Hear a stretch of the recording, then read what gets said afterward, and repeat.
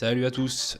Je viens de voir Solo A Star Wars Story. Bon, je l'ai vu hier soir, hein, je ne sors pas non plus de la salle, mais j'ai préféré attendre la nuit pour faire ma vidéo. Le film m'a bien plu, et bon, évidemment, je l'ai préféré à l'épisode 7 et l'épisode 8, hein, du coup, mais surtout, je l'ai préféré à Rogue One, alors que Rogue One était une grande réussite pour ma part. Même si les deux films sont pas comparables entre Rogue One et Solo, parce que d'un côté, on a un groupe avec une histoire autour d'un objectif bien plus grand, on va dire, alors que de l'autre, c'est l'histoire d'un personnage, quoi. Voilà, c'est pour ça que je peux pas vraiment les comparer, mais en tant que film, j'ai préféré Solo. J'ai vraiment tout aimé dans le film, hein. Tout m'a plu, donc je vais pas tout citer, hein, du coup. Ce qui est vraiment sorti du lot, c'est les références à l'univers étendu, en fait. L'univers étendu, je parle de l'univers légende, hein, du coup, aujourd'hui. Hein. Moi, je continue d'appeler l'univers étendu parce que je l'ai appelé comme ça pendant des années, et puis ça me fait chier de dire qu'aujourd'hui, il y a un univers canon et un univers légende, même si c'est le cas, voilà, tout simplement. Il y a eu plein de références, et bien faites, c'est-à-dire que dans l'épisode 7 et l'épisode 8, donc la nouvelle trilogie, il y a eu des éléments qui ont été piochés de l'ancien univers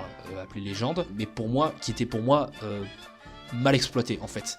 Ça je l'ai déjà dit dans l'épisode 8, enfin dans ma critique de l'épisode 8 pardon, mais là je trouve que c'est bien fait. Alors c'est mon point de vue, hein, attention, je respecte tout à fait ceux qui ont aimé l'épisode 7 et l'épisode 8, il n'y a pas de souci, hein, c'est juste que moi je ne les ai pas aimés. Ce que je me dis, en fait, pourquoi je parle de l'univers étendu, ce que je me dis, c'est que c'est peut-être pas terminé en fait entre Disney et l'univers légende, parce que il me semblait avoir vu une information comme quoi Disney voulait arrêter d'éditer les comics et les livres de l'univers légende. Bon, ça m'avait l'air évident, hein. Je pense que je ne suis pas le seul à penser ça, qu'au final Disney voulait créer son propre univers et se débarrasser de l'ancien, quoi. Mais voilà, il y a eu des trucs dans le film qui prouvent que Disney n'en a peut-être pas terminé avec l'ancien univers, et ça me fait énormément plaisir. Du coup, j'ai même de l'espoir parce que je me dis, peut-être que cette trilogie-là ne m'a pas plu, et je ne suis pas le seul dans ce cas-là. Quand je parle de trilogie, je parle du 7 et du 8, hein, et donc du coup du 9 à venir. J'attends de voir le 9 quand même avant de me faire un avis complet sur la nouvelle trilogie, hein, la post-logie comme on appelle aujourd'hui. Mais j'ai quand même espoir pour ce qui va se passer après, en fait. Parce que là, bon, on se dit Rogue One est sorti, c'était bien.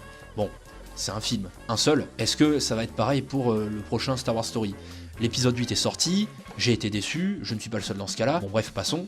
Et après, là je viens de voir Solo, et le film était énorme quoi. Donc est-ce que Disney va... Je sais pas, en fait. Voilà, je sais pas ce qu'ils vont faire, mais je garde espoir du coup. Avant j'étais un peu déçu, je me suis dit bon Star Wars, voilà, malheureusement il y a ceux qui vont apprécier ce qui se passe depuis le rachat de Disney, et les autres seront laissés pour compte quoi. Mais du coup non, en fait.